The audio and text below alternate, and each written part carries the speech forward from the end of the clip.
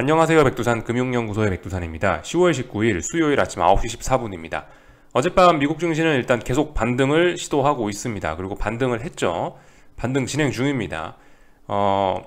이 상승폭은 물론 좀 미미합니다. 음봉으로 마감하긴 했고요. 뭐 그렇지만 일단 위쪽으로 올라가고 있다라고 봐주는 게 맞을 것 같습니다. 어젯밤엔 그러니까 어딘가 저항에 걸려가지고 그 저항 테스트 한다고 좀 주춤한 거라고 봐주시면 되겠어요. 뭐 어젯밤에 저 음봉이라고 해서 저게 뭐 이제 앞으로 하락 전환에 또 하락이 시작된다 이렇게 보기에는 좀 아직 무리가 있습니다. 더 올라간다라고 봐주자고요. 뭐 특별한 이슈가 있고 뭐 그런 건 아니었고요. 뭐 보시다시피 뭐 기업 실적 호조 등의 상승이라 되어 있습니다. 뭐 제가 뭐 일일이 뭐 찾아보고 뭐 그러지는 않는데 이 제가 봤을 때 요즘에 뭐 은행주들이라든가 금융주들이 일부 실적을 좀 먼저 발표하면서 이 친구들이 좀 강해서 시장을 좀 잘 버티게 해주는 그런 힘이 있긴 있는 것 같더라고요. 그 요즘에 보시면은 S&P가 좀 강하잖아요, 그죠? S&P는 보시면 3,580이라는 자리를 붕괴시키지 않고 이 올라가는 그림이고, 나스닥은 이 1,850이라는 자리를 붕괴시켰다 올라가는 그림이죠. 3,580이나 1,850이나 단기적으로 봤을 땐 비슷한 자리라고 보시면 되는데 S&P하고 나스닥. 근데 보시다시피 S&P는 강했고 나스닥은 약했죠, 그죠? 아마 이 은행주 실적 발표에 영향이 있긴 있었을 겁니다.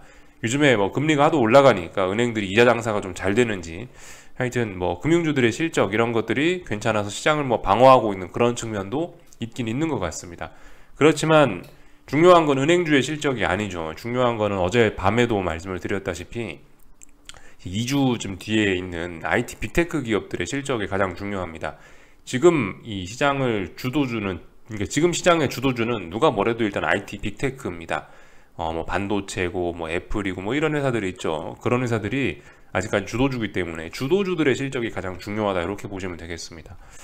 하여튼 주도주라는 개념은 이 시장 전체 지수를 끌고 올라가는 그런 대형주들을 이야기하는 건데, 근데 이 주도주 같은 경우는 이 시장이 어떤 금융 위기나 뭐 이런 일이 생기지 않으면 잘 바뀌지는 않습니다.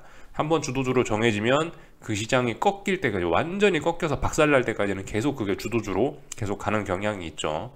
그리고 모든 게 다 박살나고 그냥 완전 이제 이 시장이 뭐 거의 뭐 투매도 나오고 정신이 없어지면 그러면 이제 그런 혼란 속에서 또다시 새로운 주도주가 탄생을 하고 그렇게 되는 겁니다. 그래서 아직까지는 여기 있는 이 친구들, 그죠? 여기 크게 써져 있는 이 친구들 있죠. 마이크로소프트, 애플, 뭐 구글, 메타, 아마존, 테슬라 이런 친구들이 여전히 주도주라고 보시면 될 것 같습니다. 뭐 그리고 아직까지 뭐 강하기도 하고요. 애플, 테슬라 뭐 이런 친구들 아직까지 여전히 강하긴 합니다. 그래서 하여튼 무시할 수 없다. 근데 아무튼 이 애플이라든가 아마존이라든가 이런 친구들의 실적 발표는 이제 그 2주 남았죠. 그러니까 걔네가 더 중요하긴 합니다. 하여튼 근데 그 이제 뭐 약간 번외의 이야기긴 한데, 이 보시면은 어젯밤 마감에서 지금 보시면 일단 미국 선물 같은 경우는 갭상승 출발을 했다고 이렇게 나와 있습니다. 선물 지수 차트를 보면요. 갭상승도 좀 많이 했어요. S&P가 0.7%, 나스닥이 한 1% 정도 상승을 하고 있는데, 이게 그러니까 조금 전에 실적이 발표돼서 그렇습니다. 넷플릭스 실적이 발표돼서 그래요. 이런 일들 종종 일어날 수 있다는 거 염두해 놓으셔야 되겠습니다. 미국장 마감하고 나서 큰 폭의 갭상승이나 갭하락을 하곤 하는데, 미국 선물 시장이 그건 이제 보통 이 장 마감하고 실적이 발표돼서, 주요 기업의 실적이 발표돼서 그런 걸 수 있다라고 생각하시면 되겠습니다. 오늘 같은 경우는 넷플릭스 실적이 발표가 됐는데 하여튼 뭐 좋은 소식이 나왔다고 해요. 그래서 넷플릭스가 13% 폭등 중이라고 합니다. 뭐 그래서 뭐 하여튼 지금 시장이 오르고 있다 이렇게 보시면 되겠습니다. 하여튼 이래저래 시장이 상승 중이다 뭐 이렇게 보시면 될 것 같습니다. 그래서 하여튼 어젯밤에 일단 이 3725에 대한 어떤 S&P 3725에 대한 저항 테스트 했는데 좀 부담스러운 이런 모습을 좀 보였고, 오늘 또다시 어쨌든 돌파 한작 시도를 해보겠죠. 이런 점들 보시면 되겠고요.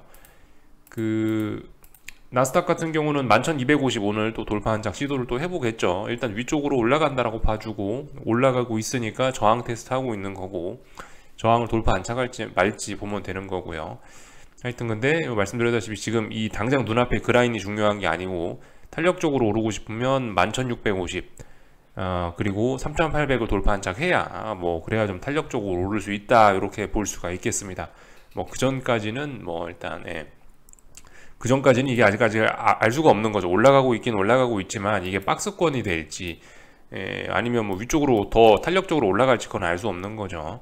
박스권이면 말씀드렸다시피 박스권 하다가 그냥 비리비리하다 죽을 수 있는 거고, 이 탄력적으로 올라간다 그러면 이제 좀 하여튼 그럼 이제 올라갈 수도 있는 거고, 하여튼 뭐 다양한 가능성이 있습니다. 상승 하락 말고도 횡보라는 옵션도 있긴 있다고요. 그런 것들 좀 염두를 해놓고 보셔야 되겠습니다. 그래서 뭐 특별한 건 없는 것 같고요. 어제 하여튼 미국 증시 올랐다 뭐 이 정도 보시면 될 것 같고, 그 뭐 경제 지표들 뭐 몇 개 발표가 되긴 했는데 뭐 산업 생산이 뭐 좋았다 어쩌고 저쩌고 하고 있는데 그다지 뭐 시장에 영향을 미치지 못한 것 같고, 뭐 미국 10월 주택 시장 지수는 뭐 안 좋았다 이렇게 하고 있고요.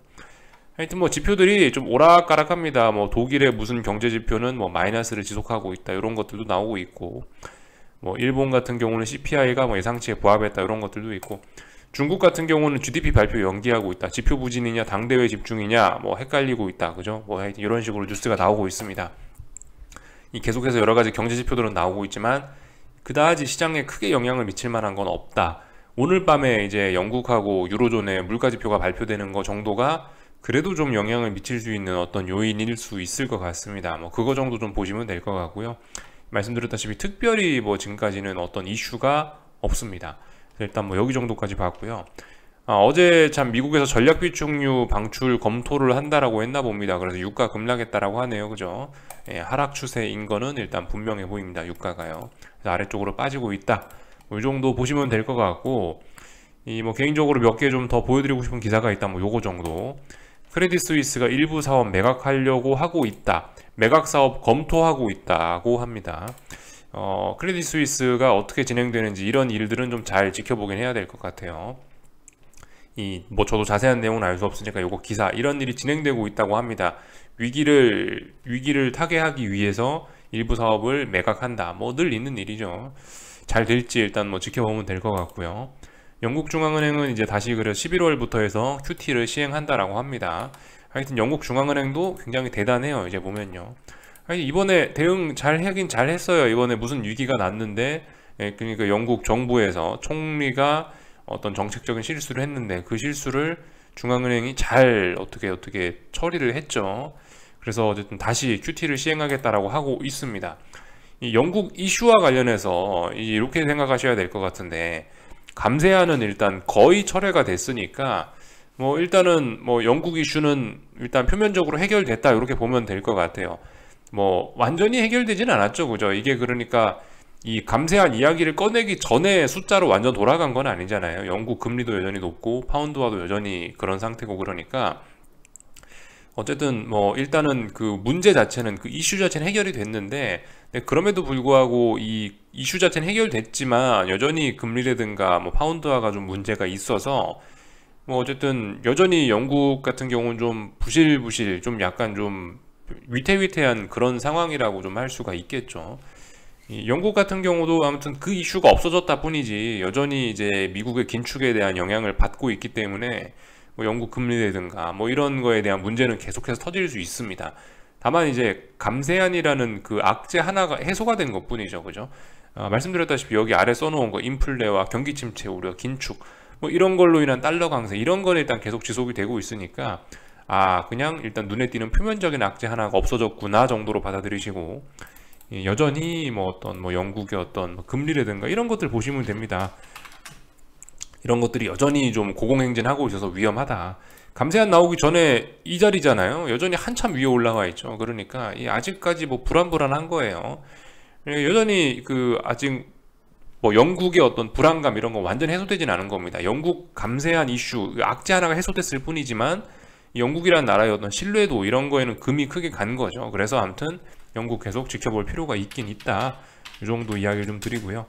파운드화 같은 경우는 그래도 좀 안정이 좀 많이 되긴 됐는데 그래도 이게 좀 그죠? 차트에 좀 큰 자국을 남겼다 보니까 아무튼 뭐 일단 뭐 계속 우상향 한다라고 봐주는 게 맞지 않겠나 싶습니다.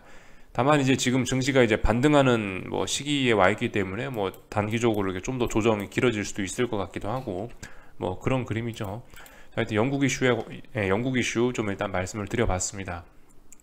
어젯밤 있었던 내용들 좀 두서없지만 이래저래 좀 대충 다 본 것 같고, 뭐 변동성 지수 이런 것도 당연히 그 내려왔겠죠, 그죠? 변동성 지수 이런 거만 봐도 시장이 좀 안정적으로 좀 변한 것 같다고요.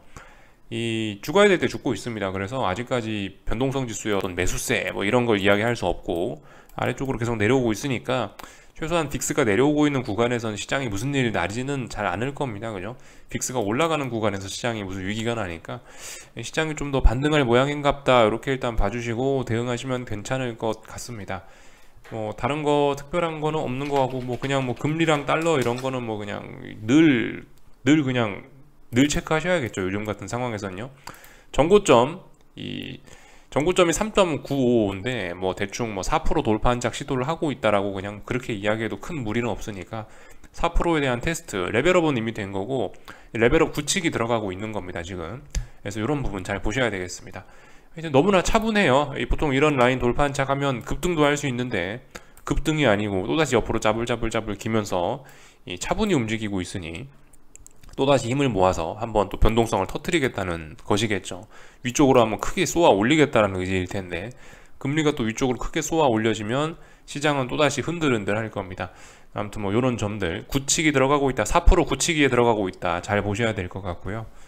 뭐 달러 인덱스 이런 거 같은 경우 일단 뭐 조정 나오고 있긴 한데 뭐 특별히 뭐 볼만한 건 없는 것 같고 뭐 대충 삼각 수렴형 혹은 뭐 하여튼 뭐 조정 중 이렇게 보시면 될 것 같습니다.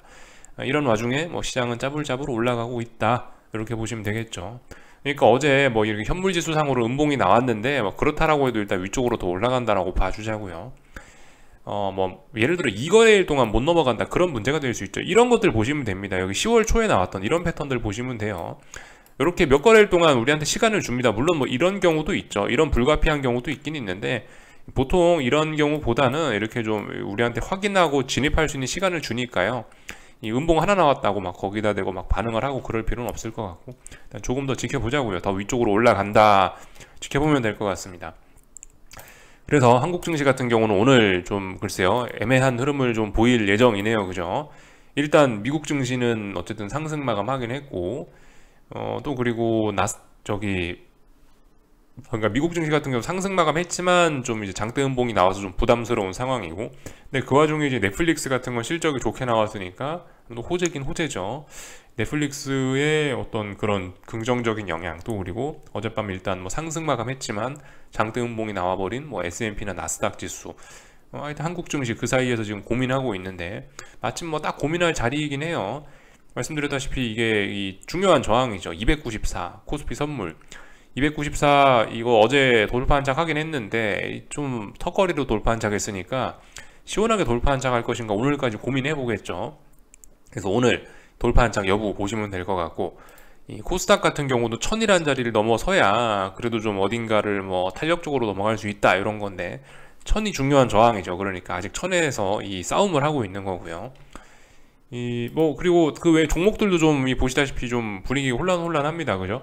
삼성전자는 57,000원 저항에서 지금 2거래일째 지금 저항 쌓고 있고 그래서 좀 약세고 LG 에너지 솔루션은 보시다시피 더 올라가고 싶어서 양봉의 상승 보여주고 있는 중이니까 그죠? 이 거대한 두 종목이 서로 방향성이 달라지니까 시장도 또 오늘 좀 그냥 오늘 옆으로 그냥 기어가면서 고민하지 않겠냐 이런 생각이 좀 듭니다.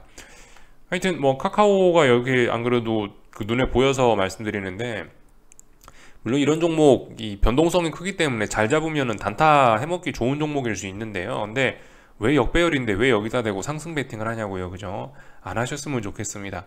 하여튼 적게 먹더라도 강한 종목 LG 에너지 솔루션이 지금 제일 강하잖아요. 사실 보면은 그나마 제일 나아요.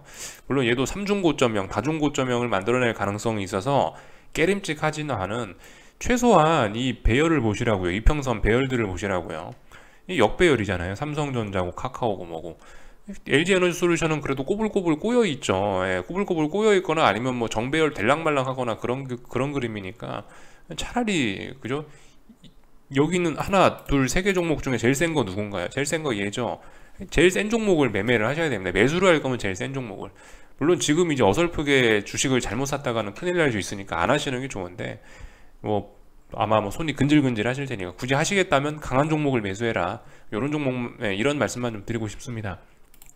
그래서 뭐 얼추 다 본 것 같고요. 여기쯤에서 마치겠습니다. 궁금한 거 리플 남겨주시고 오늘 저녁에 뵙도록 하겠습니다.